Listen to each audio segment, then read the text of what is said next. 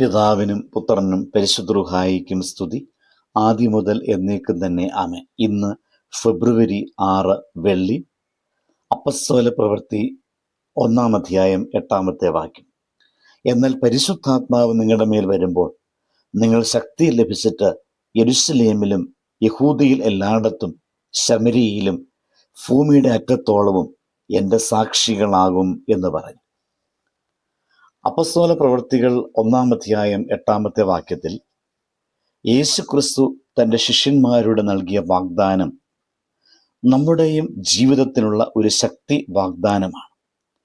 യേശു പറഞ്ഞു, പരിശുദ്ധാത്മാവ് നിങ്ങളിൽ വരുമ്പോൾ നിങ്ങൾ ശക്തി പ്രാപിക്കും, യെരുശലേമിലും യഹൂദ്യ മുഴുവനിലും ശമരിയയിലും ഭൂമിയുടെ അറ്റം വരെ നിങ്ങൾ എൻ്റെ സാക്ഷികൾ ആയിരിക്കും. ഇത് ഒരു വാഗ്ദാനം മാത്രമല്ല, നമ്മുടെ ജീവിത ദൗത്യത്തിൻ്റെ പ്രഖ്യാപനവുമാണ്.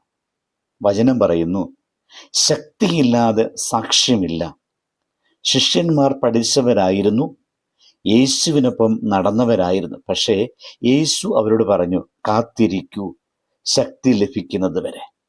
വിദ്യയും അനുഭവവും മതിയാകില്ല, ശക്തി വേണം. പരിശുദ്ധാത്മാവിൻ്റെ ശക്തി വേണം. ശക്തി വന്നപ്പോൾ ഭയന്നിരുന്ന പത്രോസ് ധൈര്യശാലിയായി, ഒളിച്ചിരുന്ന ശിഷ്യന്മാർ സാക്ഷികളായി. ശക്തിയില്ലെങ്കിൽ ശബ്ദമില്ല, പരിശുദ്ധാത്മാവുണ്ടെങ്കിൽ സാക്ഷ്യമുണ്ട്. ദൈവശക്തി വന്നാൽ ഭയം ഓടും. വചനം പഠിപ്പിക്കുന്നു, സാക്ഷി പറയുന്നത് കണ്ടതും അനുഭവിച്ചതുമാണ്. യേശു നമ്മോട് പറയുന്നത് പ്രസംഗകരാകുക എന്നതല്ല, സാക്ഷികളാകുക എന്നതാണ്. സാക്ഷി എന്താണ് ചെയ്യുന്നത്?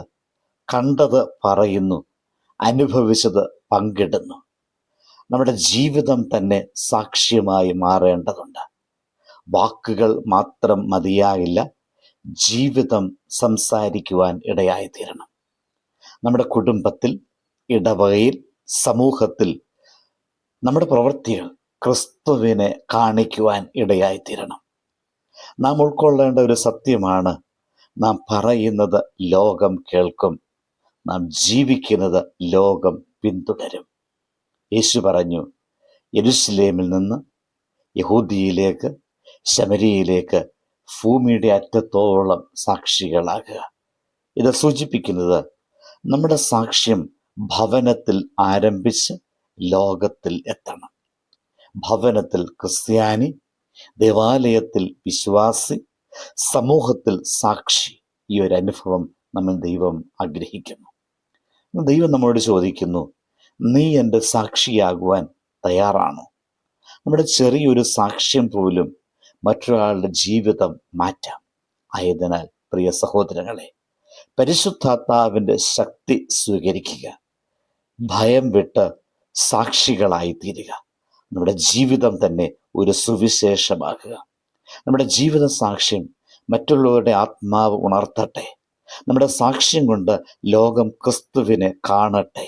നമ്മുടെ ശക്തിയാൽ സമൂഹത്തെ സ്വാധീനിക്കുവാൻ നമുക്ക് ശ്രമിക്കാം. പ്രാർത്ഥിക്കാം. കർത്താവേ, പരിശുദ്ധാത്മാവിൻ്റെ ശക്തി ഞങ്ങൾക്ക് തരണമേ. ഭയം നീക്കി ധൈര്യം തരണമേ. ഞങ്ങളുടെ വാക്കുകളും പ്രവൃത്തികളും നിന്റെ സാക്ഷ്യമാകട്ടെ.